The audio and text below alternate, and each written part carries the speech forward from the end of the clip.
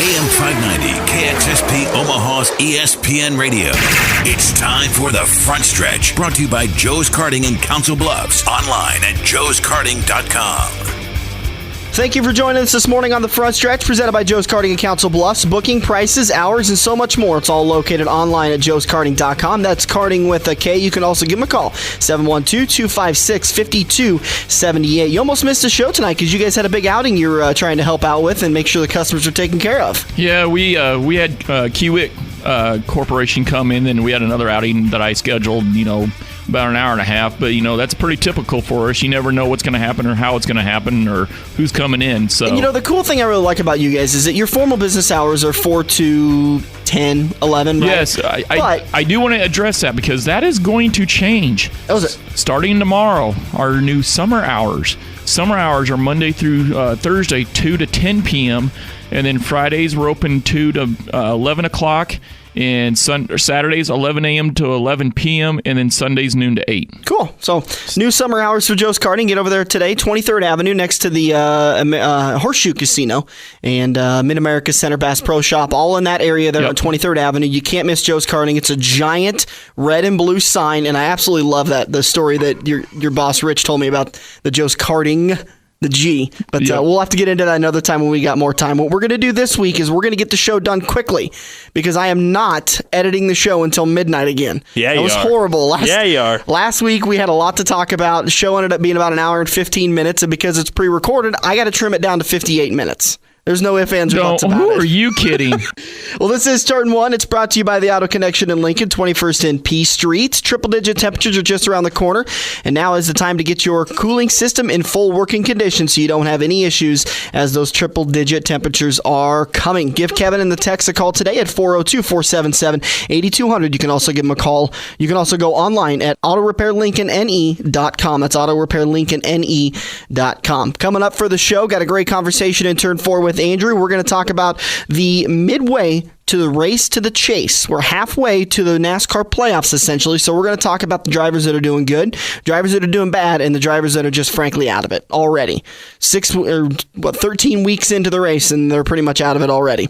Turn 3 is going to be continuing our local driver interviews. We're going to sit down with Lainey Schwartz. She's driving the number 18 mod out of I-80 Speedway. She drive a Sport or a B? Sport mod. Sport mod out of I-80 Speedway. She drives every Friday night out there. I got to watch her a couple weeks ago at Eagle. She did a really good job keeping up with everybody. She's actually no one to mess around with when she gets in the car. She'll go out there and she'll battle with the best of them. So great conversation we're going to have with her. In Turn 2, it's the Fast five stories that are dominating the NASCAR world. And I'll tell you right now, we're planning on getting to 5 stories, but there's one story that is dominating the NASCAR world more than other, and I got a feeling that there's going to be a fight on our hands between all three of us as where we're going to lay on all that. But before we get to all of that, let's talk Dover, Delaware, and the Monster Mile. Mark Martin is all I can say. I tell you what, that man has found not the fountain of youth because he's still older. Not old, but he's still older. He has found the fountain of speed. Did you see for today's testing for Pocono who the fastest driver was? Mark Martin. Really? That guy. Mark Martin. I would love more than anything for him to win a championship. He is probably the most deserving guy of a championship. That's the only thing he hasn't really won in his career, and he needs to get a championship. And I'll tell you what, he's found the fountain of speed. It's amazing what he did. He started on the pole. Jimmy Johnson started outside of him. That was your 1-2, P1 and P2, and pretty good race to start with. I was really excited with it for about 9 laps until once again my guy got knocked out, which I think that was just. It was unfortunate. Tony was coming out of turn 4, was trying to slow up because it was one of the BK racing cars in front of him. I apologize, I can't remember who. And Regan Smith gets into the back of Tony. And when you come off turn 4, you've got so much momentum that it's tough to get woed up, as Darrell Waltrip would put it. And Regan gets into the back of Tony Stewart, and it just causes a 13-car pileup. Takes out Tony, takes out a lot of good drivers. I believe the 42 is involved in that wreck too. So unfortunately, Tony just able to get 9 competitive laps in. But here's an important thing I wanted to bring up was we always talked about how every single lap is important and every single point is important. At that time when Tony wrecked, I believe he was scored 40th or 39th. And at that time in the point standings, he'd had dropped to 13th because he came out once he got the car fixed up, came out and started racing, he was able to get himself back into the top 10, and he actually finished. I believe he's sitting 8th in the points right now. So because of that, he's sitting 8th in the points. He comes up 5 positions because he takes a car out there and limps it around for the rest of the race. That just tells you what kind of determination and spirit that Tony's got as a race car driver overall. And, I mean, it's a smart thing to do because, Tony's one of those guys that's going to try to win the points. One of them lower budget teams that can't afford to do that. They won't do something like that. But, I mean, even us on the dirt circuit, you'll see the guys that are top 3 in points or even like the Touring Series, you'll see them cars. Why the heck did they come back out with 10 laps to go? I mean, their car is brutally destroyed. Well, if 10 cars fall out in the last 10 laps and they're only 8 laps down compared to everybody else, they can really gain a lot of points up. And in our small circuit, it's a lot bigger than theirs, but that means a lot to Tony. And I'm really glad you brought that exact point up because I think that's exactly what happened. Was there was several cars that blew engines with about 100 laps to go. There was 4 cars that ended up blowing their engines just yesterday or just on Sunday, and 5 cars, that ended up blowing their engines on Sunday. That's 5 more positions that Tony was able to pick up, 5 more points, and that we learned from last year's chase between Carl and Tony, every single point matters. So the race kind of seemed to settle in from there. I was actually really happy with the race, and I don't want to say actually like I'm disappointed with this season, but there was some really good racing going on. Dover seems to be a very good track, that there's a lot of balance, but there's high lines, low lines, there's different grooves, and it fits drivers differently so that there is some parity, so there is some good racing in there. As we've come to notice over the last couple of weeks, the 48 team and Jimmy Johnson had a tad bit of a fast car. Well, it's common. I mean, it's Jimmy Johnson, Chad Knaus. I said earlier this year, they'll probably end up winning again, taking that one season off and not winning. The only one I think that's comparable to them right now is Kyle Busch. He had bad luck this week, but Jimmy Johnson, I think right now, has got us so far ahead of everybody else. He's going to be very, very tough to beat. I think there was one car that could have beat Jimmy Johnson, and that was Jeff Gordon, his teammate. The Hendrick Motorsports, I tell you what, everyone has been saying the last couple of days, well, they're back. I hate to break it to you, but they never left. They just had some bad luck. They had pit road issues, blown engines, they had blown tires. I don't call that a team being bad. I call that bad luck, and they've exercised the juju, whatever the bad juju was they had, and they've won the last 4 races, last 3-point races.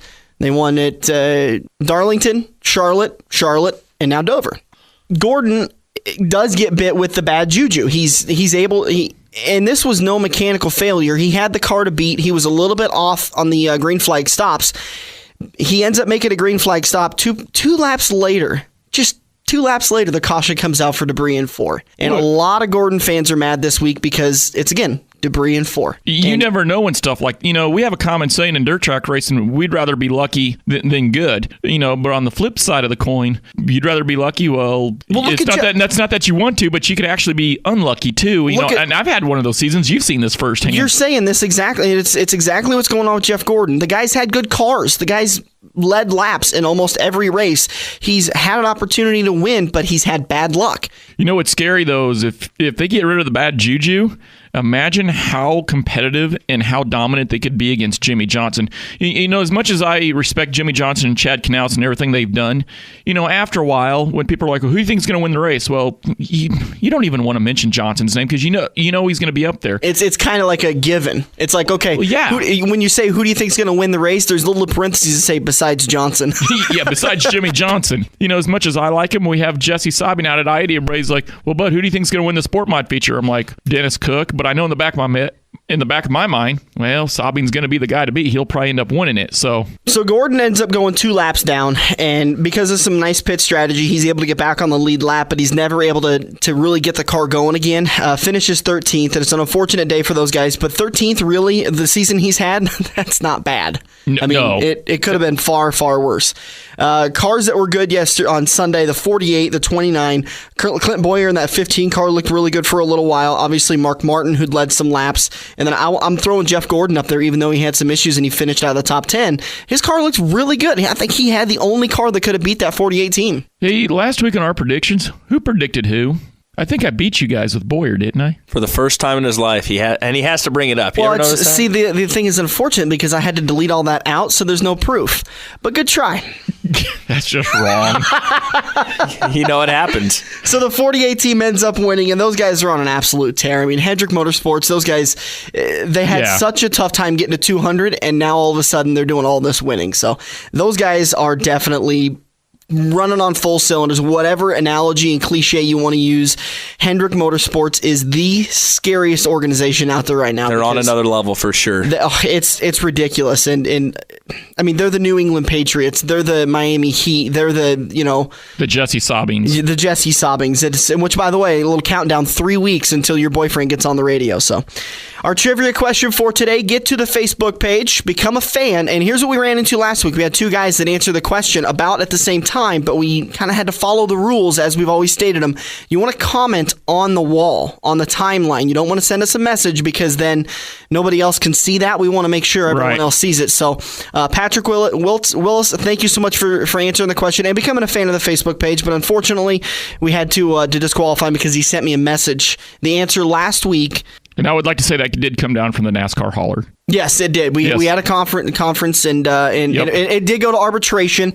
So unfortunately we had Jeremy Mayfield was there and threatened a lawsuit. Well, I think he was there for another issue.